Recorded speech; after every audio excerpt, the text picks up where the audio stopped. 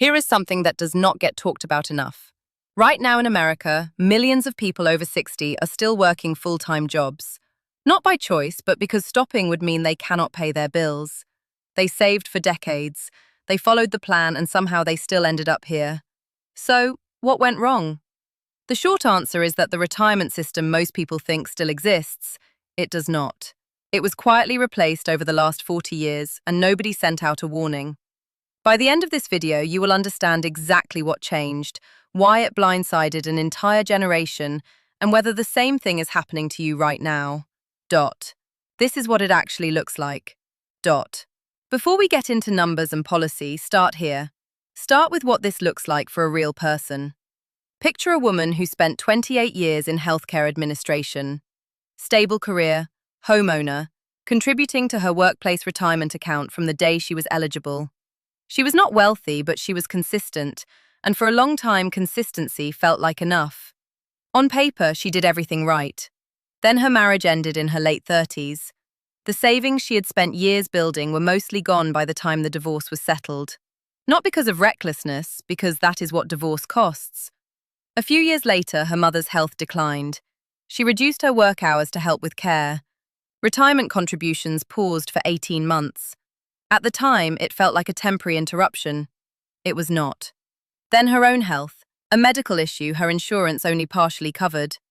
The emergency fund she had quietly been rebuilding, gone again, this time in a matter of weeks. She is now 56 years old, and here is where things stand. She has roughly $40,000 saved for retirement. Her mortgage does not get paid off until she is 68, and she has no clear answer to when or whether she will ever be able to stop working. Here is what matters most about that story. There is no catastrophic decision to point to, no single moment of recklessness, no obvious mistake. It is a story of reasonable choices made under real pressure, across real time, inside a system that offered no floor when things went sideways, and no mechanism to catch back up when they did. And versions of that story are playing out everywhere right now. A man in his mid-50s who spent 2 decades carefully building home equity, cashed it out during a stretch of unemployment in his late 40s, and never fully rebuilt it before the housing market moved beyond his reach. A woman approaching 60 who raised children largely on her own, stayed out of debt she could not afford, and arrived at this stage of life with almost nothing saved.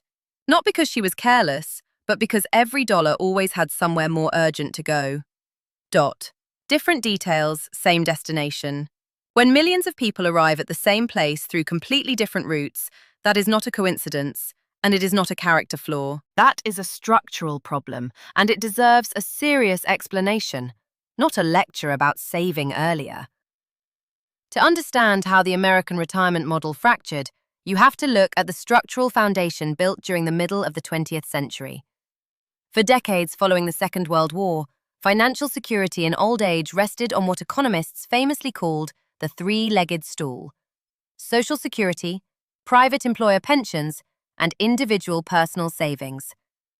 The system was explicitly designed to distribute systemic financial risk away from the individual worker and onto government institutions and corporate balance sheets. The first pillar, Social Security, was signed into law by President Franklin D. Roosevelt in 1935 amid the devastating economic fallout of the Great Depression. It was never intended to serve as a complete replacement for pre-retirement wages. Instead, it was established as a mandatory social insurance program to establish a minimum baseline floor of income, preventing elderly Americans from collapsing into absolute poverty once their physical capacity for manual or clerical labor was exhausted. The second pillar, and the primary engine of middle-class retirement stability for decades, was the defined benefit pension plan. Under a defined benefit framework, major American corporations, unionized manufacturing giants, and public sector institutions guaranteed employees a fixed, predictable monthly payout from the day of their retirement until their death. The formula was straightforward, usually calculated based on years of service, multiplied by an average of the worker's final salary years. Crucially, under this arrangement, the worker carried zero investment risk. If the stock market crashed, if corporate investments underperformed, or if inflation surged, the financial obligation remained entirely on the employer. Corporations maintained large trust funds managed by professional investment officers whose legal mandate was to ensure the fund remained solvent enough to satisfy lifetime promises made to workers. By 1975, defined benefit pension plans covered over 27 million private sector American workers, representing nearly 40% of the entire private workforce. The third pillar was homeownership and modest personal cash savings. In the post-war era, federal housing programs, including the GI Bill and subsidized mortgage loans, allowed millions of working families to buy residential real estate at manageable income-to-price ratios. As mortgages were paid down over 30 years, equity accumulated predictably, providing a secondary asset that could absorb unexpected late-life shocks. However, during the late 1970s, a quiet regulatory tweak opened the door to a fundamental transformation of this financial architecture. In 1978, Congress passed the Revenue Act, which included a subtle, technical provision known as Section 401, Paragraph K. Originally drafted as a minor tax shelter for corporate executives seeking to defer taxation on end-of-year bonuses, financial analysts and corporate benefits consultants quickly realized the broader application of the language. Section 401K permitted employees to contribute pre-tax earnings directly into individual investment accounts, with taxes deferred until withdrawal during retirement. Within a few short years, major corporations realized that encouraging 401k accounts allowed them to systematically dismantle their traditional defined benefit pension programs. The financial incentive for businesses was overwhelming. Pensions represented huge, unpredictable long-term liabilities that sat on corporate balance sheets for decades, exposing companies to massive financial obligations as life expectancies increased. By contrast, a defined contribution plan like the 401k converted an unpredictable, open-ended lifetime guarantee into a fixed, predictable, and manageable annual line item. A company could simply offer a small matching contribution, such as 3 to 5% of an employee's salary, and completely erase any further legal or financial liability for that worker's ultimate retirement outcome. The shift was swift, relentless, and largely unannounced to the general public as a structural downgrade. In 1980, more than 60% of private sector workers with a retirement plan relied on a traditional defined benefit pension as their primary source of old age income. By 2020, that figure had plummeted to below 15%. Over the exact same period, defined contribution plans expanded dramatically, becoming the primary retirement engine for over 85% of active workers. This transition represented the largest transfer of financial risk from institutions to individuals in modern economic history. Without formal warning, millions of average workers were suddenly tasked with acting as their own professional portfolio managers, risk analysts, and actuarial experts. Under the 401k framework, the individual worker decides how much money to save out of every paycheck. If wages stagnate or emergency expenses arise, contributions stop. The worker selects the mutual funds, stocks, or bond instruments. If the market collapses on the eve of their planned retirement, as happened during the 2008 financial crash, the worker absorbs 100% of the loss. Furthermore, the worker must accurately guess their own lifespan, calculating precisely how much capital they can withdraw each year without outliving their accumulated cash reserves. Simultaneously, macroeconomic factors eroded the remaining pillars. Between 1980 and 2024, housing prices outpaced wage growth across nearly every major metropolitan market in North America. Medical care costs escalated at rates significantly exceeding general consumer price inflation. What had functioned as a balanced, risk-sharing social contract for 30 years after the Second World War was methodically dismantled, leaving the average working American to face complex financial markets alone.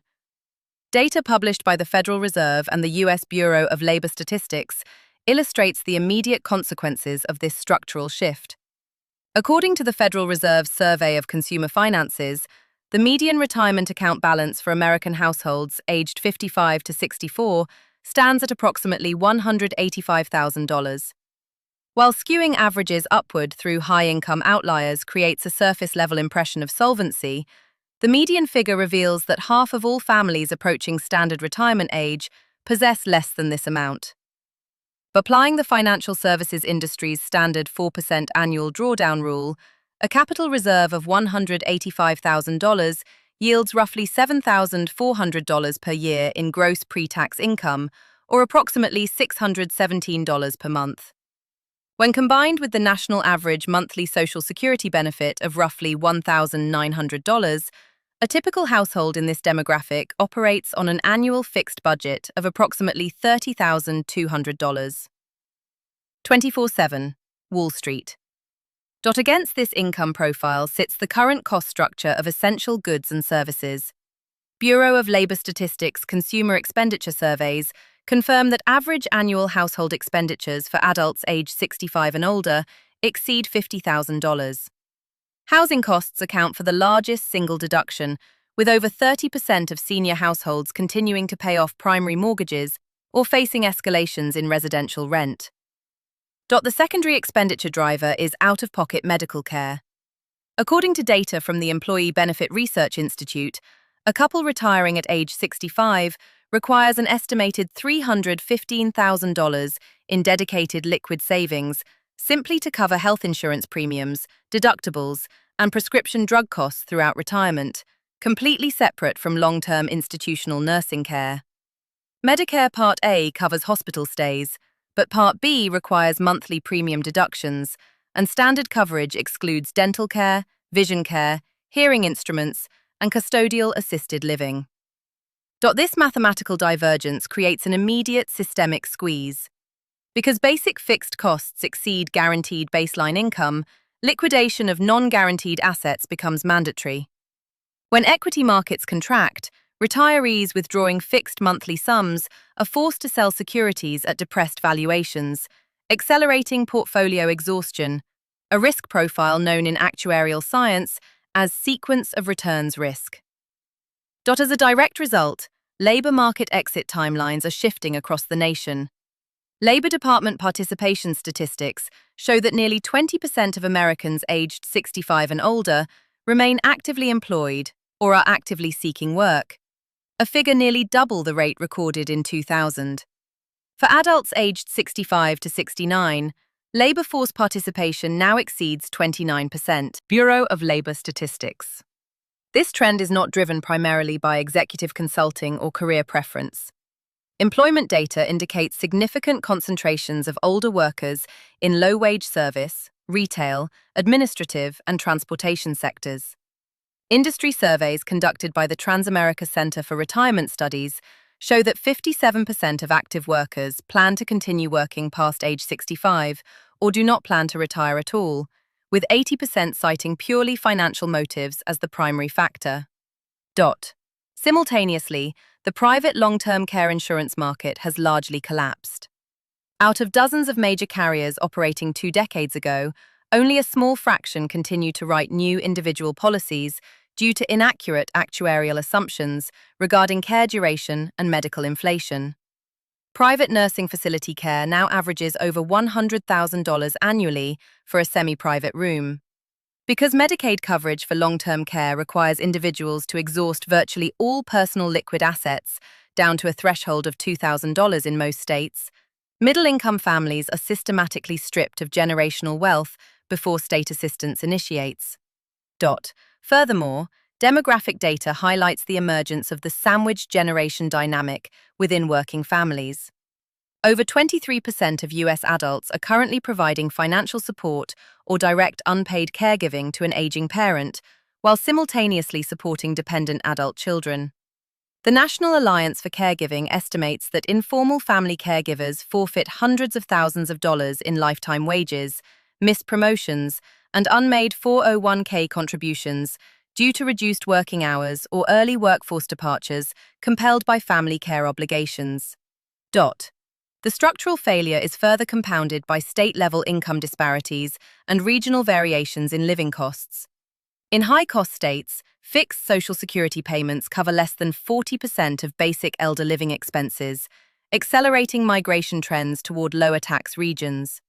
However, this demographic inflow into secondary real estate markets has driven up regional housing costs, effectively eroding the cost of living advantage for long-term local residents on fixed incomes. The current landscape displays a clear division.